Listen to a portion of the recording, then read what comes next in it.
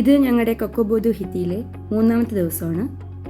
ഇന്ന് ഞങ്ങൾ water വെല്ലിൽ stay അവസാനിക്കുകയാണ്. സോ രാവിലെ ഞങ്ങൾ ബ്രേക്ക്ഫാസ്റ്റ് കഴിക്കാൻ പോയി.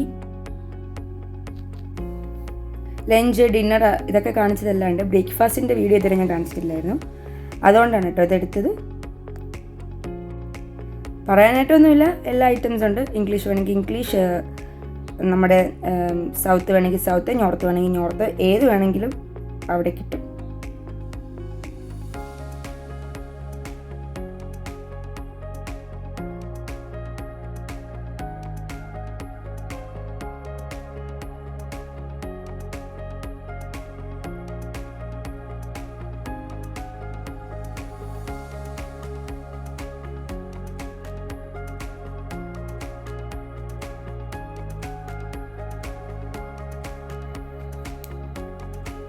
ഇതൊക്കെ ജ്യൂസ് സെക്ഷനാണ്. ഇത് ദോശ, ഉത്തപ്പം, അങ്ങനത്തെ ഐറ്റംസ്.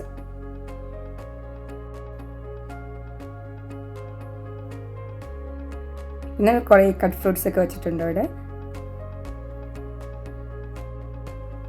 പിന്നെ ക്രോസാൻഡ്, ഡാനിഷ് പേസ്ട്രി, അങ്ങനെ കുറേ ഐറ്റംസ് ഉണ്ട്. അതിൻ്റെ തന്നെ കുറേ വെറൈറ്റീസ് ഉണ്ട്. ചോക്ലേറ്റ്, ബ്ലൂബെറി ഫ്ലേവറൊക്കെ വരുന്നത്. അതിൽ ഞാൻ ബ്ലൂബെറിയുടെ ഒന്ന് എടുത്തിട്ടുണ്ടായിരുന്നു, പിന്നെ ചോക്ലേറ്റിൻ്റെ.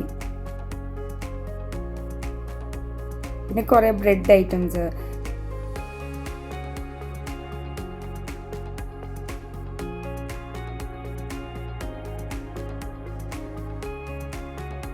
ഞാൻ നമ്മുടെ ദോശയും പിന്നെ കുറച്ച് കട്ട് ഫ്രൂട്ട്സ്, പിന്നെ ഡാനിഷ് പേസ്ട്രിയിൽ തന്നെ ബ്ലൂബെറിയുടെയും ചോക്ലേറ്റിൻ്റെയും എടുത്തിട്ടുണ്ടായിരുന്നു. പിന്നെ ഒരു ടീ.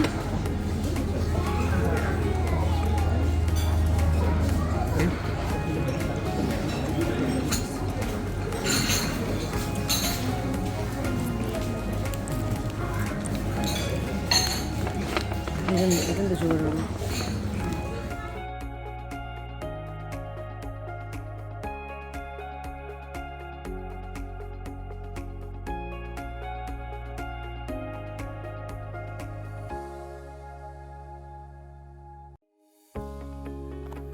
ഇവിടെ വന്നതിന് ശേഷം ആദ്യത്തെ ബ്രേക്ക്ഫാസ്റ്റാണ്. എന്ന് രാവിലെ എണീക്കുന്നതുകൊണ്ട് തന്നെ ബാക്കി കഴിഞ്ഞ 2 ദിവസത്തെ ബ്രേക്ക്ഫാസ്റ്റും സ്കിപ്പായി പോയിട്ടുണ്ടായിരുന്നു. അതുകൊണ്ട് ആ പോയതിൻ്റെ എല്ലാം മാക്സിമം ഇന്ന് കഴിച്ചു.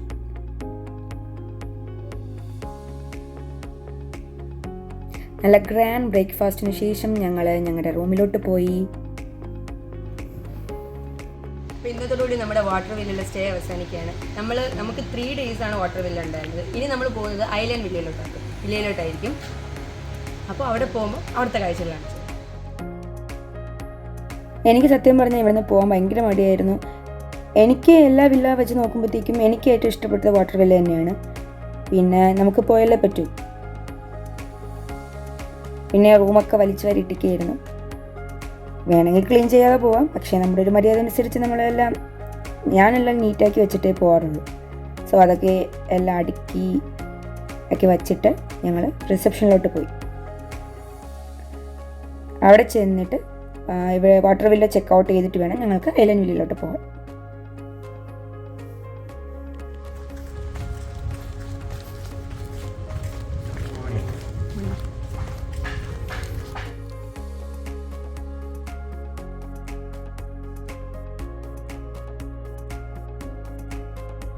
നമ്മുടെ പാക്കേജിൽ ഇൻക്ലൂഡ് ചെയ്തിട്ടുള്ള കുറച്ച് ആക്ടിവിറ്റീസ് ഉണ്ടായിരുന്നു. അപ്പോൾ അതും ഇന്ന് കുറച്ചൊക്കെ കവർ ചെയ്യണം. റൂമിൽ കയറിയിട്ട് വേണം പിന്നെ അതിനൊക്കെ പോകാൻ വേണ്ടിയിട്ട്.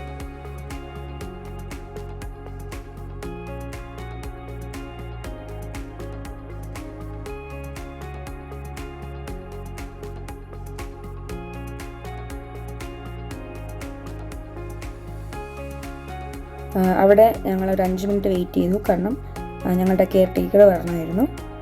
മിസ്ബ വന്നു. മിസ്ബ ഞങ്ങളെ ഐലൻഡ് വില്ലയിലോട്ട് കൊണ്ടുപോയി. മിസ്ബ അടിപൊളിയാണ് കേട്ടോ. ഒരുപാട് സംസാരിക്കും. നല്ല സ്നേഹമുള്ളൊരു വ്യക്തി. കഴിഞ്ഞ ദിവസം എന്താ പരിപാടിക്ക് വന്നില്ലേ എന്നൊക്കെയാണ് ചോദിച്ചുകൊണ്ടിരുന്നത്. അപ്പോൾ നമ്മൾ പറഞ്ഞു നമ്മൾ ഉണ്ടായിരുന്നു എന്ന്. ഫുള്ള് കണ്ടില്ല, ബട്ട് ഉണ്ടായിരുന്നു എന്നൊക്കെ പറയായിരുന്നു.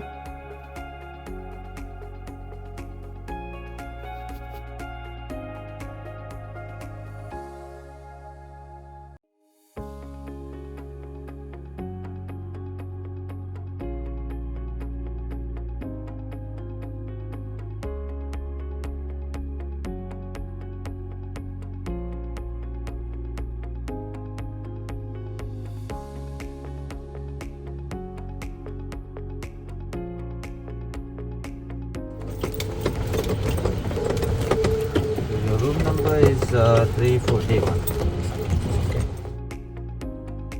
ഇതാണ് നമ്മുടെ ഐലൻഡ് വില്ല.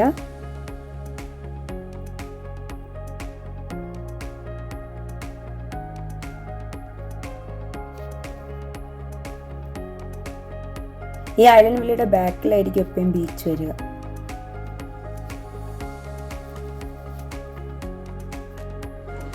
എല്ലാവർക്കും സ്വന്തമായിട്ടൊരു പ്രൈവറ്റ് ബീച്ച് ഉണ്ടായിരിക്കും ഓരോ വില്ലക്കാർക്കും. ആസ് യൂഷ്വൽ വാട്ടർ വില്ലയെ പോലെ തന്നെ ഐലൻഡ് വില്ലയെ കുറിച്ചുള്ള എല്ലാ കാര്യങ്ങളും മിസ്ബ എക്സ്പ്ലെയിൻ ചെയ്തു തന്നു.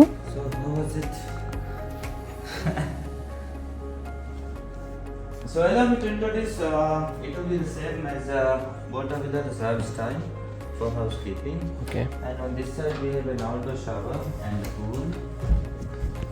So these are the biggest pools on the island, other than the main pool. So the depth is the same 1.3 meters deep. The outdoor shower, always we recommend in the island villas to keep all the doors closed because there will be mosquitoes or the small insects, so that they don't come inside the villa. Sure. Yeah. And in 3 different areas we have the switches for the lights. So one is on top of the bed. Okay. The other is nearby the bed, next to the door and next to the shower area. Okay. And here we have the wardrobes where you will find bathrobes, window slippers, safety books.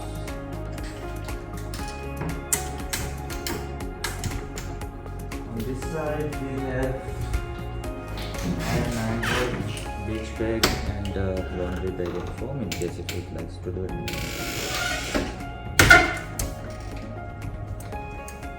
And these bathtubs is one of the biggest bathtubs in the island.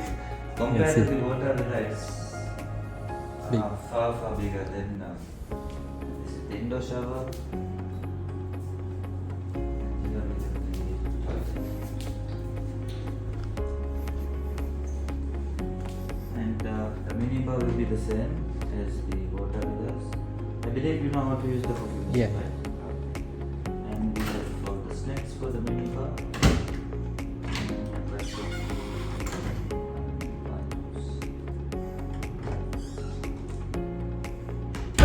so for the fishing, you can visit to the reception around 5:15. Okay. Boat departure time is 5:30. Yes? Yeah. So I'll give the room key and my colleague will bring the luggage shortly. In the meantime, take a good rest. I'll see you later. Yes? Yeah. Thanks. You're welcome.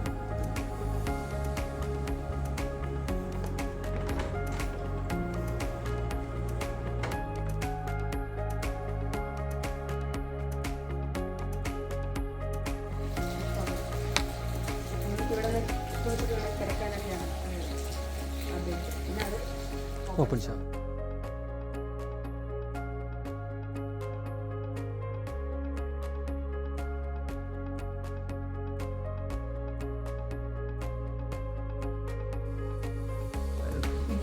ഇത് വച്ചിരിക്കുന്നതെന്ന് വെച്ചാൽ ഇത് നമ്മുടെ ബെഡിൽ ഇട്ടിക്കുകയാണെങ്കിൽ അവർ വന്ന് പെട്ടെന്ന് bedsheet ഇതൊക്കെ കൊണ്ട് clean ചെയ്ത് തന്നു. അതിനിട്ടാണ് ഇത് വെച്ചത്. ഇത് അതിൽ ഇട്ടണം എന്നാണ് അവർ പറഞ്ഞത്. ഇവിടെ നമുക്കൊരു റീഡിങ് ഏരിയ പോലെയാണ്. ഇവിടെ നിൽക്കുകയൊക്കെ ചെയ്യാം. അങ്ങനെ കുറേ ദിവസത്തേക്ക് നിൽക്കുന്നവർക്കാണെങ്കിൽ അടിപൊളിയായിരിക്കും. നമ്മുടെ ബഡ്ജറ്റുകൾ നോക്കി 3 days 5 days തന്നെയാണ് അത്യാവശ്യം നല്ല ബഡ്ജറ്റ് ആവുന്നത്. നമ്മൾ ഈ ലിവിംഗ് റൂമിൽ നിന്ന് ഓപ്പൺ ചെയ്ത് പുറത്തോട്ട് പോകുന്നത് ബീച്ചിലോട്ടാണ്. ഓരോ വില്ലയ്ക്കും ഒരു പ്രൈവറ്റ് ബീച്ചുണ്ട്.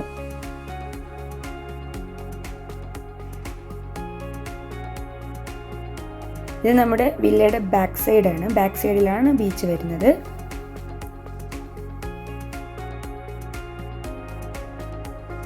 വാട്ടർ വില്ലയുടെ അത്ര വരുമെന്ന് വെച്ചാൽ എനിക്കറിയില്ല. പക്ഷേ ഐലൻഡ് വില്ലയും അടിപൊളി തന്നെയാണ്.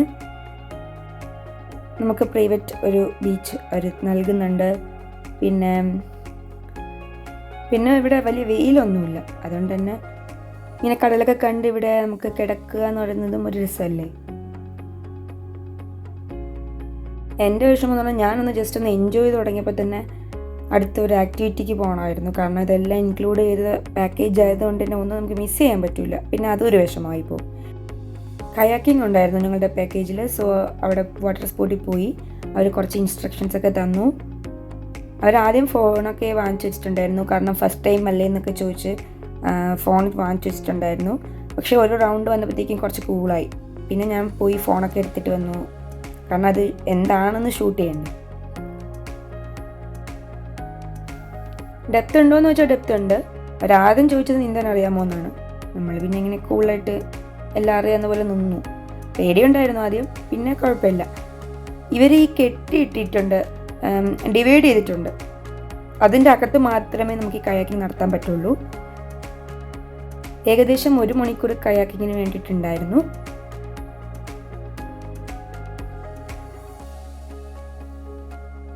കഷ്ടപ്പെട്ടൊരു പാക്കേജ് എടുത്തിട്ട് അതിലെല്ലാം ഇൻക്ലൂഡ് ചെയ്തിട്ട് അത് പിന്നെ നമ്മൾ ചെയ്യാതിരിക്കുമ്പോൾ നമുക്കൊരു വിഷമം വരും, അയ്യോ ചെയ്തു പോയില്ലല്ലോ എന്ന്.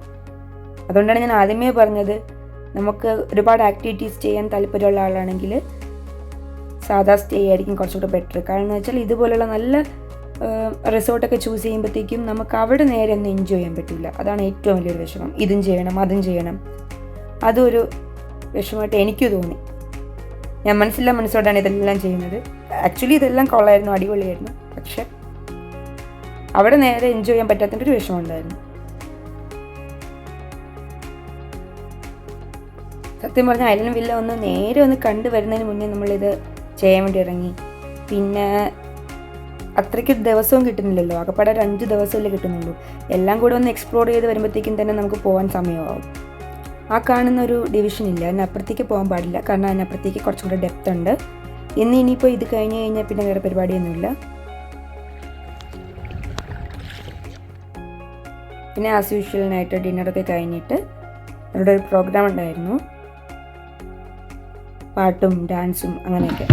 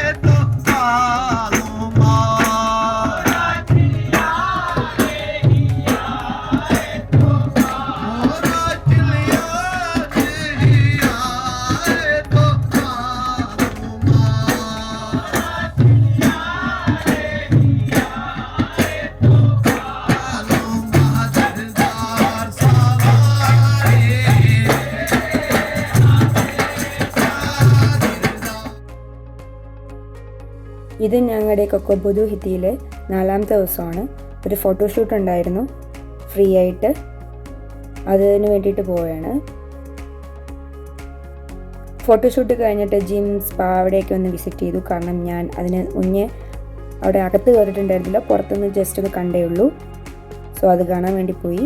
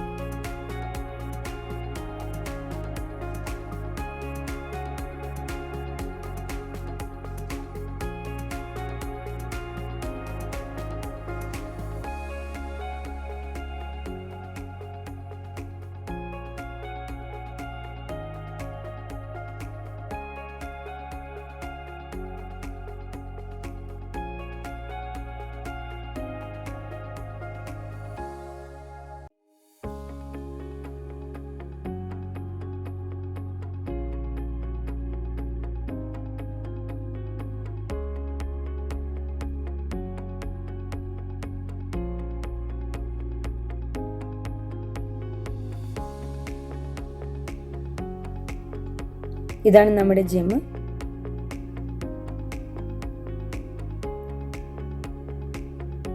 ഞാൻ അകത്ത് കയറിയപ്പോൾ അവിടെ ആരൊക്കെയോ വർക്കൗട്ട് ചെയ്യുന്നുണ്ടായിരുന്നു. ജസ്റ്റ് ഒന്ന് കണ്ടു ഇറങ്ങി.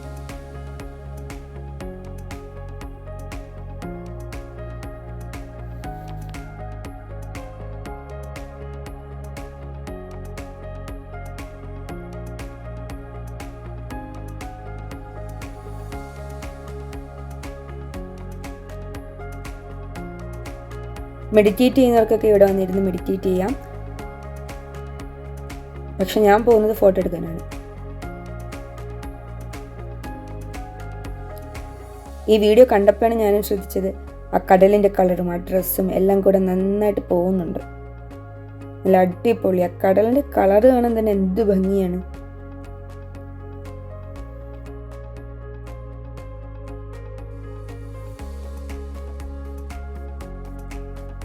ഫോട്ടോസൊക്കെ എടുത്തിട്ട് ഞങ്ങൾ സ്പാ വിസിറ്റ് ചെയ്തു. ഇത് ആയുർവേദിക്കാണ്. ഇതിനൊക്കെ പ്രത്യേകം അഡീഷണൽ ചാർജാണ്. വേണമെങ്കിൽ നമുക്ക് യൂസ് ചെയ്യാം പൈസ കൊടുത്ത്.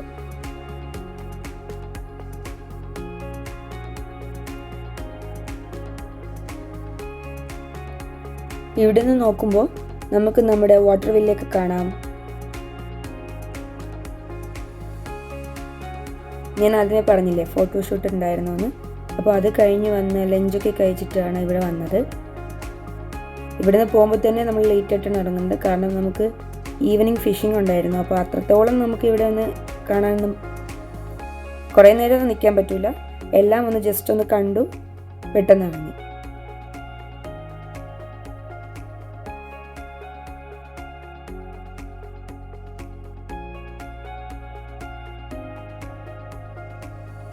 ഈവനിങ് ആവാറായി. ഫിഷിംഗ് ഉണ്ടായിരുന്നു വിത്ത് സൺസെറ്റ്. സോ അതിന് വേണ്ടിയിട്ട് നമ്മൾ ബോട്ടിൽ പോയി.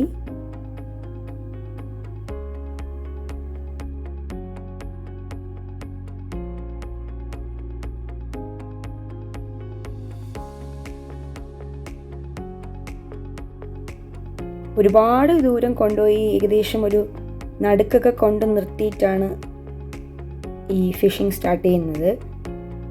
അതിന് വേണ്ടിയിട്ടുള്ള എല്ലാം സെറ്റ് ചെയ്യണം അവരവിടെ.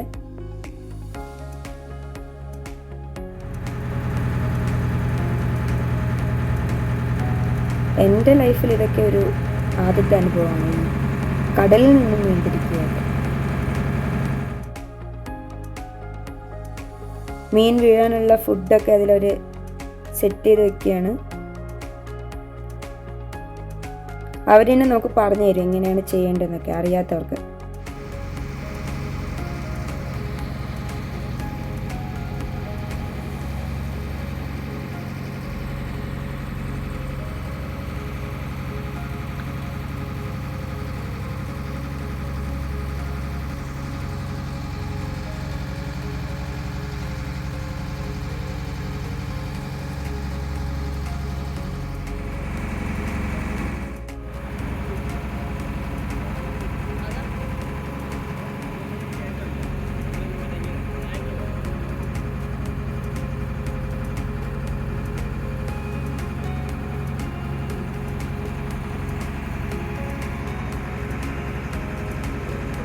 അവർക്ക് നന്നായിട്ട് അറിയായിരിക്കും എവിടെ നിർത്തി എടുക്കണം എന്നുള്ളതൊക്കെ. ആദ്യം നമുക്ക് കിട്ടിയിട്ടുണ്ടായിരുന്നില്ല. അത് വന്ന് കഴിക്കുമ്പോൾ കയ്യിലൊന്നും കിട്ടുന്നില്ല. ലാസ്റ്റ് ടൈം അവനെന്തോ കിട്ടി. ഈ കിട്ടുന്നതെല്ലാം സെയിം ടൈപ്പ് മീനുകളാണ്. ഞാനും ചെയ്തിട്ടുണ്ടായിരുന്നു. പക്ഷെ എനിക്കെന്തോ നല്ലൊരു വെയിറ്റ് തോന്നി. പക്ഷേ അത് ഞാൻ ആദ്യം വിചാരിച്ചത് ബോട്ടിലെങ്ങാനും അത് കൊളുത്തി കിടക്കുന്നതെന്നാണ്. പിന്നെയാണ് മനസ്സിലായത് മീനാണ്. അവസാനം നമുക്കും ഒരെണ്ണം കിട്ടി. ഇതേ മീൻ തന്നെയാണ് എല്ലാവർക്കും കിട്ടുന്നത്. സെയിം എനിക്ക് കിട്ടിയിട്ടുണ്ടായിരുന്ന സെയിം ഇതായിരുന്നു. പക്ഷെ ഞാൻ ബോട്ടിൻ്റെ ഇടയിൽ കുടുങ്ങിപ്പോയെന്നും പറഞ്ഞിട്ടിട്ട് പോയി അയാൾ അതിനെ പിടിച്ചെടുത്തു. അതുകൊണ്ട് എനിക്ക് ഭയങ്കര വിഷമമായിരുന്നു. അപ്പോൾ എനിക്ക് വെറൈറ്റി ആയിട്ടൊന്നും കിട്ടിയില്ല എന്നുള്ള വിഷമിച്ചിരിക്കുമ്പോഴാണ് ഞങ്ങൾക്കിത് കിട്ടിയത്. അത് ആ ഒരു റെഡ് കളർ മീനിൻ്റെ ഇടയിൽ ഇതൊരു വെറൈറ്റി ആയിരുന്നു.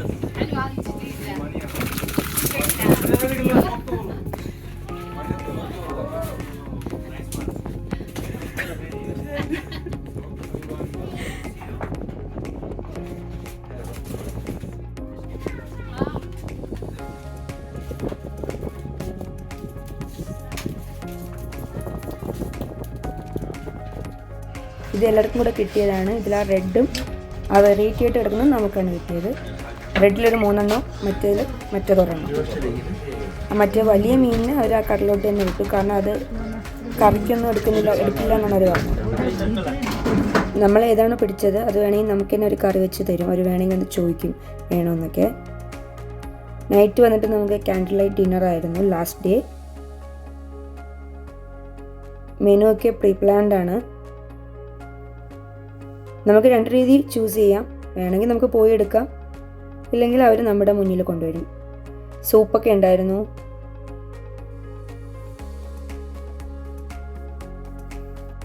പിന്നെ ഞാൻ പറഞ്ഞിട്ടുണ്ടായിരുന്നു. ഈ ഞാൻ ഉണ്ടാക്കുന്നത് ഞങ്ങളുടെ ഒരു ഫേവറേറ്റ് ഷെഫാണ്. പേര് വന്നിട്ട് ഇസ്ഹാർ. എനിക്ക് ഇവിടെ നിന്ന് കിട്ടിയ നല്ലൊരു ഫ്രണ്ടാണ് ഇസ്ഹാർ.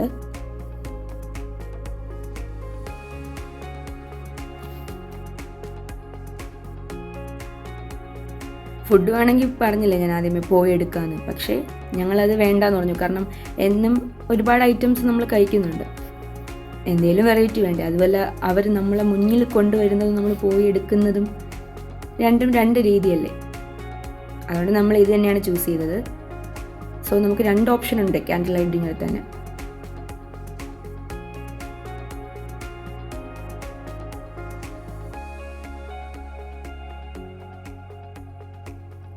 ആ കാണുന്നതാണ് ഇസ്ഹാർ. ഞങ്ങൾക്ക് വേണ്ടിയിട്ടാണ് ഇസ്ഹാർ അവിടെ ഇപ്പോൾ ചെയ്തുകൊണ്ടിരിക്കുന്നത്. ഇസ്ഹാർ വന്നിട്ട് പാകിസ്ഥാൻകാരനായിരുന്നു. പുള്ളി കൂടുതൽ ഉണ്ടാക്കുന്ന ബ്രെഡ് ഐറ്റംസ് ആണ്. ഇതാണ് കേട്ടോ ഇസ്ഹാർ. നല്ലൊരു ഷെഫായിരുന്നു.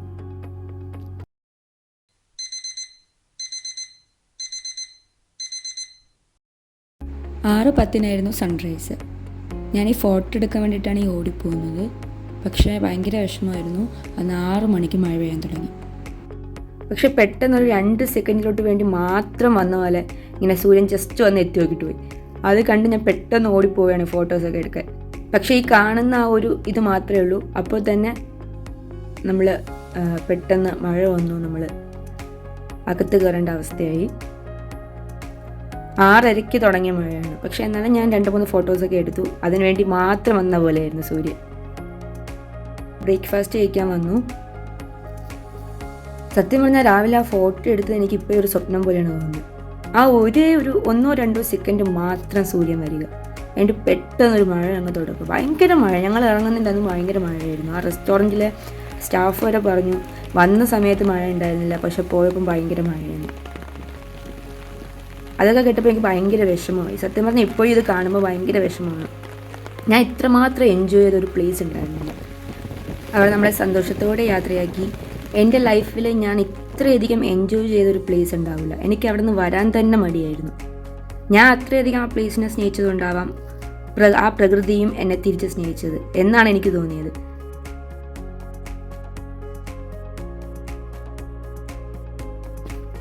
ഒരു രക്ഷയില്ലാത്ത മഴയായിരുന്നു. ഭയങ്കര മഴ. എനിക്കാണെങ്കിൽ സത്യം പറഞ്ഞാൽ നല്ല വിഷമം വരുന്നുണ്ടായിരുന്നു. എനിക്ക് ഭയങ്കര കരച്ചിൽ വന്നു. സത്യം പറഞ്ഞാൽ എനിക്ക് അവിടെ നിന്ന് വരാനേ തോന്നുന്നുണ്ടായിരുന്നില്ല. എൻ്റെ മനസ്സ് ഫുള്ള് അവിടെയായിരുന്നു. എന്നാലും നമുക്ക് പോയല്ലേ പറ്റുള്ളൂ. ഒന്നും അങ്ങോട്ട് കംപ്ലീറ്റ് ആക്കാത്ത പോലൊരു ഫീലായിരുന്നു. കാരണം 5 ദിവസം എന്ന് പറഞ്ഞാൽ നമുക്ക് അവിടെ അത്രത്തോളം നമുക്ക് 5 ദിവസം സത്യം പറഞ്ഞാൽ തികയില്ല നമുക്ക്. പക്ഷെ നമ്മുടെ ബഡ്ജറ്റൊക്കെ അനുസരിച്ച് നമുക്ക് അത്രയ്ക്കല്ലേ പറ്റുള്ളൂ. പോയ പോലെ ആയിരുന്നില്ല തിരിച്ചു പോകുന്നത്. ഭയങ്കര മഴയും ഭയങ്കര കാറ്റും. സത്യം പറഞ്ഞാൽ എനിക്ക് ഇതിലൂടെ പോകുമ്പോൾ ഭയങ്കര പേടിയായിരുന്നു ഈ മഴയത്ത്. പക്ഷെ എങ്ങനെയൊക്കെയോ സേഫായിട്ട് നമ്മൾ എത്തി. ആ ബിൽഡിങ്ങൊക്കെ കണ്ടപ്പോഴാണ് സത്യം പറഞ്ഞാൽ ഒന്ന് ശ്വാസം നേരെ വീണത്. അവർ സേഫായിട്ട് ഞങ്ങളെ എയർപോർട്ടിലോട്ട് എത്തിച്ചു.